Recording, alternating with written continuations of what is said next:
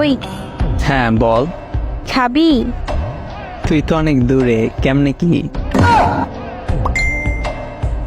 বিকাশ number দে, পাঠিয়ে দিতেছি। কোন খাবারের কথা বলতেছো? নাইস। বিকাশে কেমনে? আরে আজ আম্মু গরুর দুধ জাল দিচ্ছে, আমি তো খাই না, তাই তোরে টাকা পাঠাইতেছে, তুই কিনে খাবি। ও, তুই গরুর দুধের কথা বলছো? কেন? আমি আরো ভাবছি কিছু না।